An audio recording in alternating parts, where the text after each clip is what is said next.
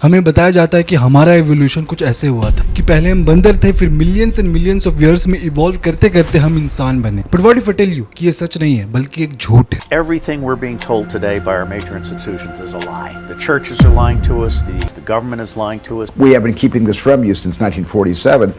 That would mess up a lot of people.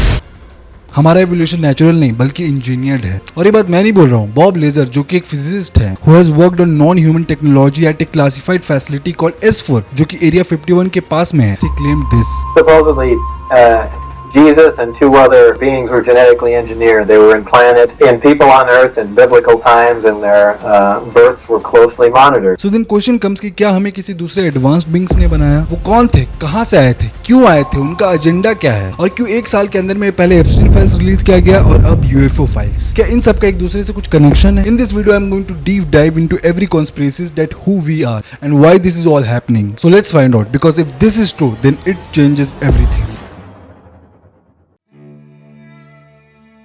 क्या आपको पता है 1849 में British archaeologist Austen Henry Layard ने 14 टैबलेट्स फाउंड करी थी from the ancient Mesopotamia site और इन टैबलेट्स को सुमेरियंस के द्वारा लिखा गया था which are considered to be the first human civilization to ever exist. और इन टैबलेट्स में जो पाया गया it changes every single thing which we have been taught about our planet. आज से लाखों साल पहले जब अर्थ एक प्रिमिटिव प्लैनेट हुआ करती थी जहाँ होमो इरेक्टस जो ऐसे दिखते थे ये ट्रीज पे चढ़ा करते थे, हंटिंग करते थे अपने सर्वाइवल के लिए। तब फिर एंट्री होती है अनुनाकी जो कि एडवांस्ड एक्स्ट्रा टेरेस्ट्रियल्स थे जिनको स्काई गॉड्स भी बोला जाता है। सुमेरियन टैबलेट्स के मुताबिक ये अनुनाकी निबिरू प्लैनेट से आए थे यहाँ पे गोल्ड माइन करने के लिए क्योंकि उनको उनके प्लैनेट के एटमॉस्फेयर के लिए गोल्ड पार्टिकल्स चाहिए थी। ना इस प्लैनेट के बारे में ये भी बोला जाता है कि ये हर 3600 इयर्स में अर्थ के क्लोज आता है। इनफैक्ट कैल्टेक रिसर्चर्स ने 9th प्लैनेट होने का एविडेंस भी पाया है। और खास बात इस प्लैनेट की ये है कि ये प्लैनेट का भी ऑर्बिटल पीरियड अराउंड 3600 इयर्स ही है। नो क्या ये महज सिर्फ एक कोइंसिडेंस है या फिर इसके पीछे भी कुछ कहानी है, ये हम वीडियो में आगे देखेंगे। No coming back to the point, Anunnaki के लोअर वर्कर्स इगिगी ने माइनिंग करने की कोशिश की बट ये काम इतना ज्यादा डिफिकल्ट था कि उन्होंने इसके अगेंस्ट रेबेल कर दिया कि ये काम हमसे नहीं होगा। तो फिर अनुनाकीज ने क्या किया,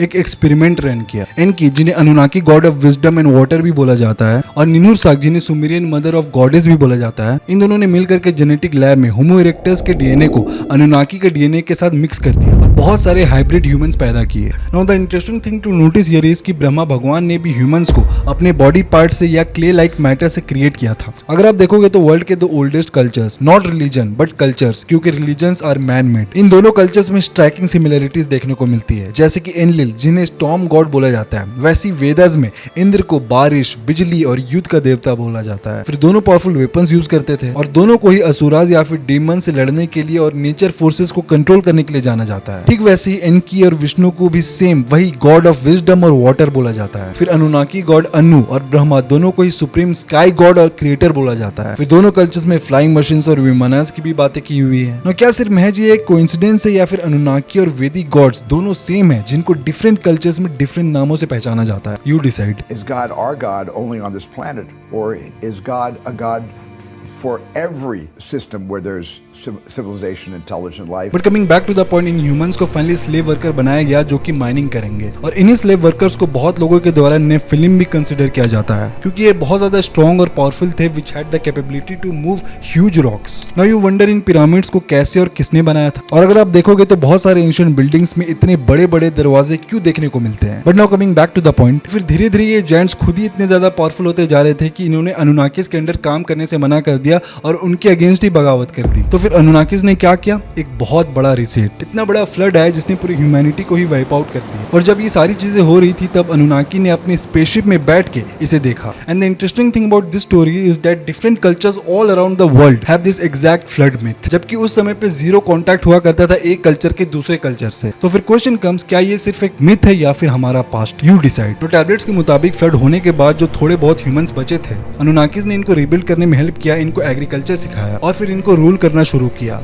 अनुनाकी के डिफरेंट ग्रुप्स ने डिफरेंट रीजन्स में कंट्रोल लिया, जैसे कि एनलिल जिनको गॉड ऑफ विंड या फिर एयर बोला जाता है, इन्होंने मेसोपोटामिया में कंट्रोल लिया। तो वहीं पे एनकी ने इजिप्ट और अफ्रीका में, क्योंकि स्काई गॉड्स आसमान से फ्लाइंग मशीन में आए थे तो ह्यूमंस उनको वर्शिप करने लगे क्योंकि उन्होंने ऐसा कोई एडवांस टेक कभी देखा ही नहीं था। And the most interesting thing to notice here is कि हमें जो हमारी इवोल्यूशन की कहानी बताई जाती है वो हमें 1859 में आई चार्ल्स डार्विन की थ्योरी ऑफ इवोल्यूशन बताई जाती है। बट इस थ्योरी को भी बहुत सारे साइंटिस्ट नहीं मानते। But now the question comes कि क्या सिर्फ अनुनाकी इस धरती पे आए थे? वेल नहीं। ना अनुन्नाकी के बाद भी और भी कई अलग अलग एक्स्ट्रा टेरेस्ट्रियल फैमिलीज और ग्रुप्स आने लगे। जिस तरह से इस दुनिया में अलग अलग देशों के लोग होते हैं, ठीक उसी तरह से स्टार्स के अलग अलग रेसेस थे, कुछ दोस्त, कुछ दुश्मन, कुछ टीचर और कुछ डिक्टेटर। सबसे पहले आए नेगेटिव फोर्सेस, रेप्टिलियंस। ये लिजर्ड जैसे दिखते थे, जो कि टॉल पावरफुल बींग्स थे। उनका बेसिक नेचर था पावर और कंट्रोल। वो अंडरग्राउंड केव्स और बेसिस में रहते थे और वो ह्यूमंस को अपना स्लेव या फिर फूड सोर्स समझते थे। अब फूड सोर्स से ये मत समझ लेना कि वो इंसानों को ही खा जाते थे, बल्कि वो ह्यूमंस के फियर एनर्जी को हार्वेस्ट करते थे और उनका फूड सोर्स यही फियर एनर्जी था। एंशिएंट टाइम में उन्होंने अनुन्नाकी के कुछ नेगेटिव फैक्शंस के साथ हाथ मिला लिया। महाभारत के बाद 1000 ईयर्स तक ह्यूमैनिटी डार्क एज में रही। ये पूरा नॉलेज छुप गया और कली युग का प्रारंभ हो गया। लोग भूल गए कि उनके एंसेस्टर्स को किसने इंजीनियर किया था। लेकिन negative extra terrestrial forces like reptilians और उनके एलाइज कभी नहीं सोए। वो शैडोज में रहते हुए क्वाइटली अपनी कंट्रोल बढ़ाते रहे और रॉयल फैमिलीज और पावरफुल ब्लड लाइन्स में अपना डीएनए मिक्स किया, ताकि आगे भी फ्यूचर में वही कंट्रोल में रहे। उन्होंने ये कैसे किया, इसे जानने के लिए आप इस वीडियो के बाद इस वीडियो को देख सकते हो। But coming back to the point, आज भी कॉन्स्पिरेसी सर्कल्स में लोग कहते हैं कि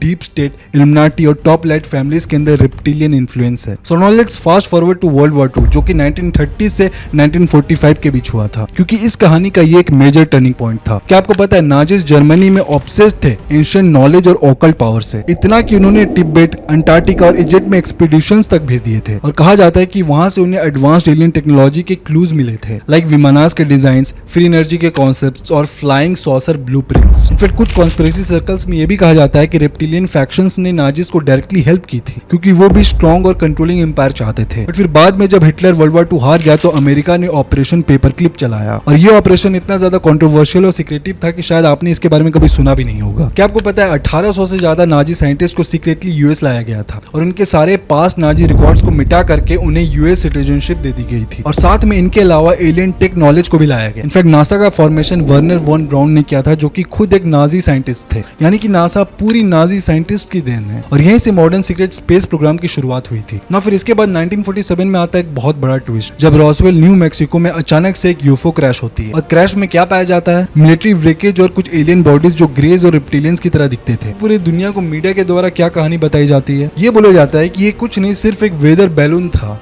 बट फिर इस इंसिडेंट के बाद प्रेसिडेंट ट्रूमैन के टाइम में एक सीक्रेट ग्रुप बनाया गया, जिसको नाम दिया गया MJ-12, यानी कि मैजेस्टिक 12। ये 12 high level scientists, military officers और पॉलिटिशियंस का ग्रुप था जो एलियन मैटर हैंडल करता था। और कहा जाता है कि यहीं से एलियंस के साथ सीक्रेट डील शुरू हुए थे। 1950s और 60s में यूएस गवर्नमेंट ने और कुछ दूसरे कंट्रीज ने ग्रेज और उनके रेप्टिलियन कंट्रोलर्स के साथ एग्रीमेंट साइन। डील सिंपल थी, हम आपको ह्यूमन सैंपल्स और एक्सपेरिमेंट्स करने देंगे और बदले में आप हमें एडवांस टेक्नोलॉजीज देंगे, जैसे कि computers, fibre optics, stealth tech और लेजर वगैरह। और आगे जाके एक के बाद एक ये टेक्नोलॉजीज इन्वेंट भी हुई। ये deals deep underground military bases में हुए, जैसे डुल्स बेस जो कि न्यू मैक्सिको में है, और एरिया 51। और अगर आपको लग रहा है कि ये बातें मैं सिर्फ ऐसी हवा में बोल रहा हूँ, then let me tell you कि बहुत सारे मिलिट्री विसल ब्लोअर्स ने बाद में ये बताया भी है कि यहाँ ह्यूमन एलियन जॉइंट प्रोजेक्ट्स चलते थे। कुछ लोगों को जेनेटिकली मॉडिफाई किया जाता था और सोल एक्सपेरिमेंट्स रन किए जाते थे। और इसी टाइम से डीप स्टेट का एक सॉलिड स्ट्रक्चर बन गया। इसमें इंटेलिजेंस एजेंसीज लाइक CIA और NSA इंक्लूडेड है, banking families like Rothschild, Rockefellers,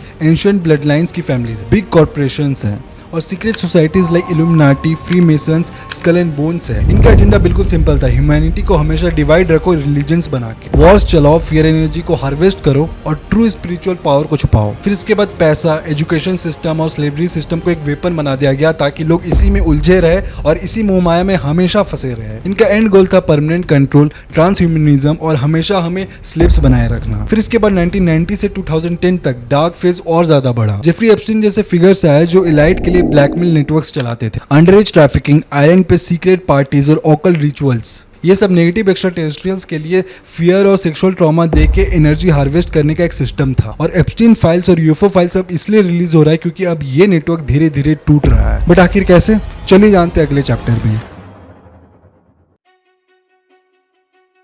अभी तक इस कहानी में नेगेटिव कैरेक्टर्स की बात की जा रही थी, बट जैसे कि बोला जाता है कि अंधकार के बाद रोशनी भी आती है, ठीक वैसे ही इस कहानी में पॉजिटिव कैरेक्टर्स भी हैं। सो रेप्टिलियंस के बाद एंट्री होती है पॉजिटिव टीम की, जो कि थे प्लेडियंस। ये सबसे ज्यादा इंसानों की तरह दिखते थे, सुंदर, लंबे गोल्डन बाल, बहुत केयरिंग और लविंग। इनफैक्ट वो हमारे जेनेटिक कजन्स या फिर पेरेंट्स भी माने जाते हैं। वो अर्थ पे आते थे हमें गाइडेंस देने, हीलिंग करने और हमें ये बताने कि हम सिर्फ बॉडी नहीं है बल्कि हम डिवाइन सोल्स हैं। इनफैक्ट बहुत से एंशिएंट कल्चर्स में उनको भगवान के रूप में वर्शिप भी किया गया। लेकिन बाद में धीरे धीरे करते हमारी ये भी हिस्ट्री मिट गई। नो प्लेडियंस के अलावा और भी कई रेसेस आए थे, जिनमें से एक थे ग्रेज, जो कि दिखने में छोटे कद के थे, बड़ी बड़ी काली आंखें और ग्रे स्किन, और ये अर्थ के पैरेलल डायमेंशन में एग्जिस्ट करते थे और ये वहीं से आए थे, और ये एक्स्ट्रा टेरेस्ट्रियल बींग्स ह्यूमंस के फ्यूचर वर्जन थे। नो इनकी बैक स्टोरी जानना बहुत ज्यादा जरूरी है because it is connected to disclosure जो अभी आने वाला है आगे आने वाले सालों में। सो हुआ ये था कि बहुत साल पहले ग्रेज ने अपने प्लेनेट को पॉल्यूशन, वॉर्स और टेक्नोलॉजी का मिसयूज करके बर्बाद कर दिया था, जिससे उनका डीएनए खराब हो गया और वो रिप्रोड्यूस नहीं कर पा रहे थे, यानी कि बच्चे पैदा नहीं कर पा रहे थे। तो उन्होंने सोचा ह्यूमन डीएनए तो हेल्दी है, तो फिर उन्होंने एक प्लान बनाया हाइब्रिडाइजेशन प्रोग्राम का। वो टाइम ट्रेवल या पैरेलल रियलिटीज के थ्रू हमारे टाइम में आए और हमारे ह्यूमन जीन्स को अपने डीएनए के साथ मिक्स कर दिया ताकि उनकी रेस सर्वाइव कर सके, जिसका नतीजा ये हुआ कि पहले फर्स्ट हाइब्रिड रेस बनता है, फिर सेकेंड, फिर थर्ड, फिर फोर्थ और लास्ट में फिफ्थ। नो इसमें से जो फर्स्ट रेस वाले थे ये तो बिल्कुल एलियंस की तरह दिखते थे, बट जो फिफ्थ रेस वाले थे ये बिल्कुल ह्यूमंस की तरह दिखते थे। इनफैक्ट रीसेंट यूएफओ फाइल्स में इसी बात को रिलीज भी किया गया है। 4 different species of aliens.